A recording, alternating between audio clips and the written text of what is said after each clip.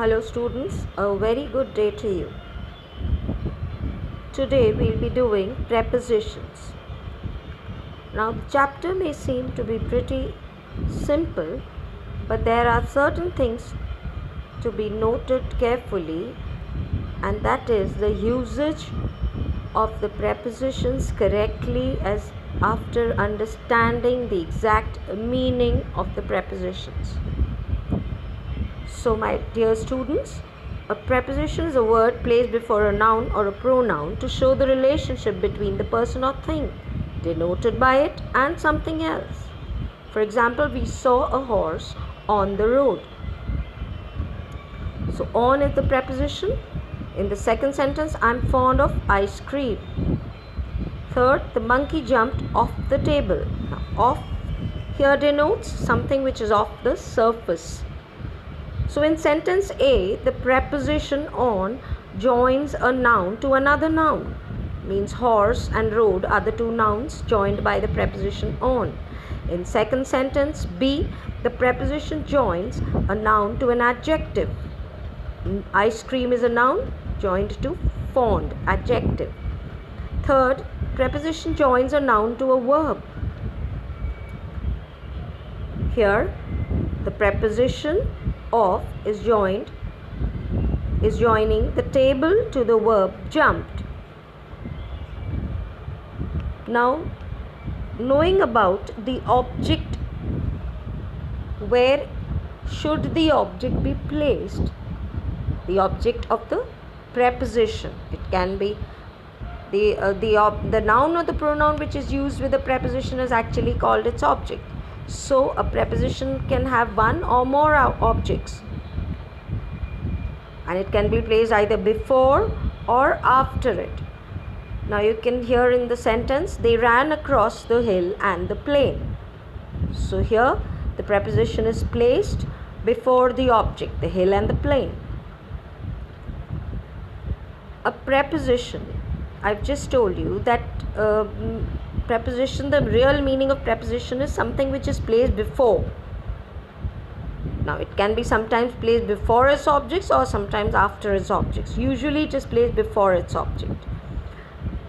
Now in the sentences that I'm going to discuss now, the preposition is placed after its object.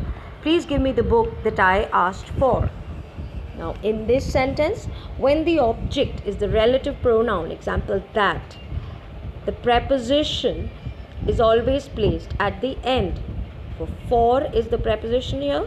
Children, you can see on the screen, it's not marked with a red, but you can see that for is a preposition. Then second one, that is the pupil whom I was speaking of. Now whom is a hidden pronoun here, relative pronoun. And in the third sentence, when the object is an interrogative pronoun. For example, what are you looking at? So at is the preposition placed at the end. So in sentences where the object is the relative pronoun, preposition is always placed at the end, or if it's an interrogative pronoun, it's again placed at the end. Sometimes the object is placed first or before for the sake of emphasis. For example, Gandhiji is known all the world over. That he insists on. So the object is placed first. Why? For the sake of emphasis here.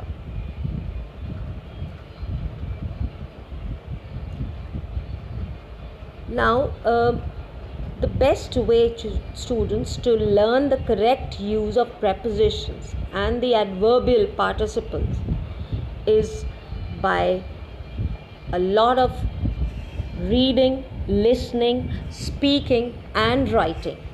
If you read a lot, if you listen, or if you speak and you write a lot, you're bound to get your prepositions correct. Nevertheless, there are certain rules which are worth knowing. Alright, so here we go.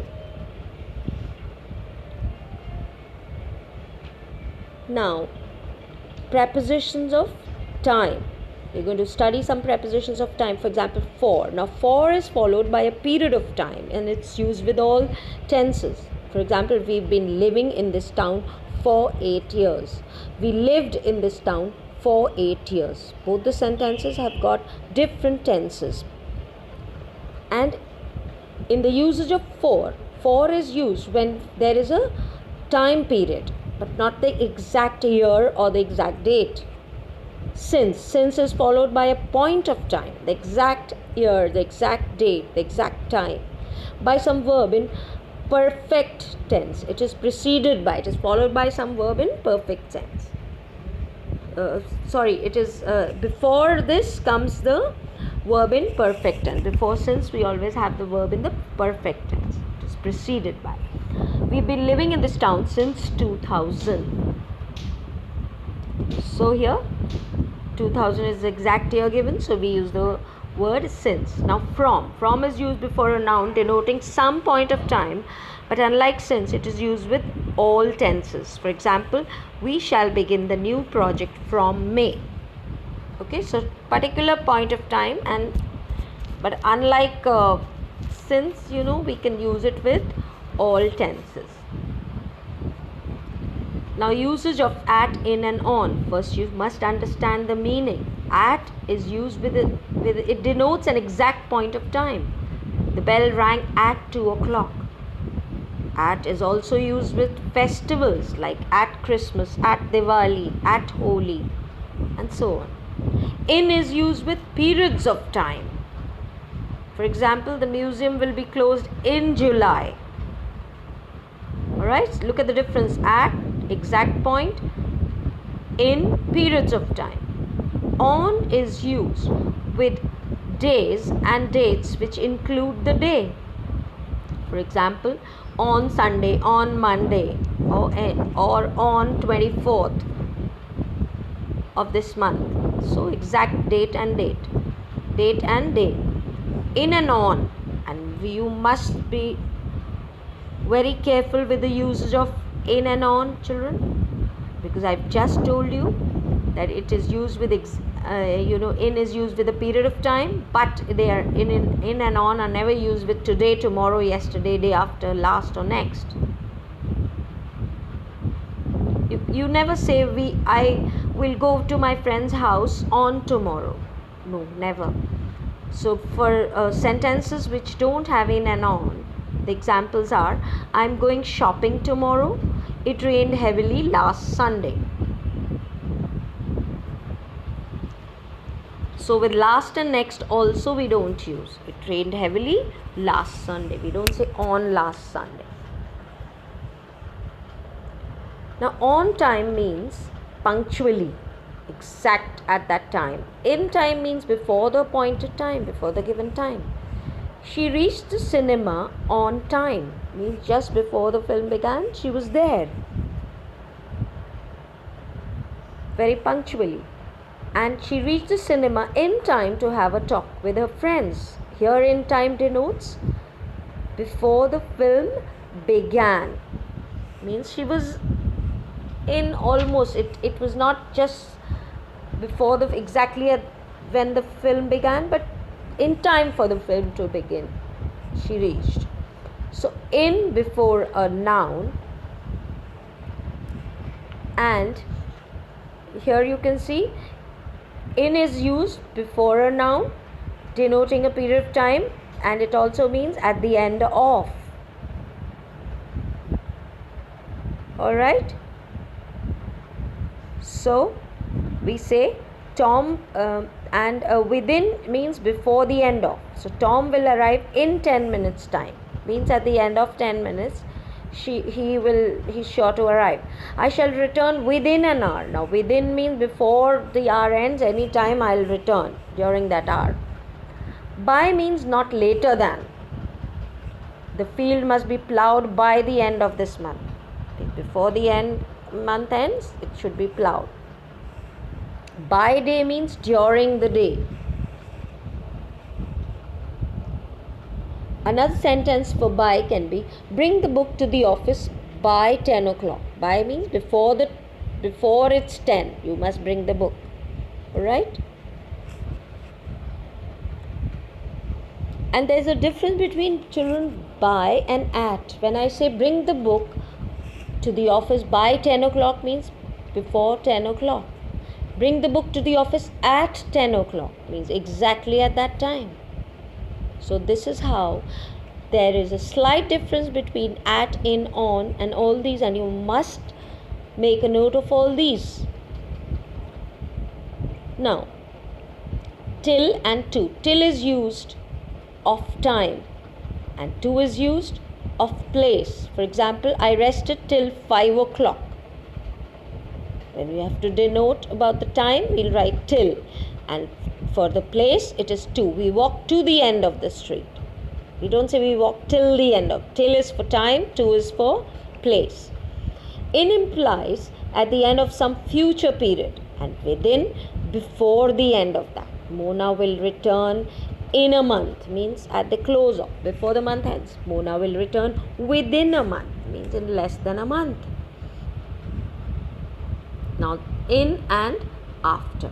Mona will return in a week. Here it means when the week is over. Mona returned after a week means when the week was over. Here.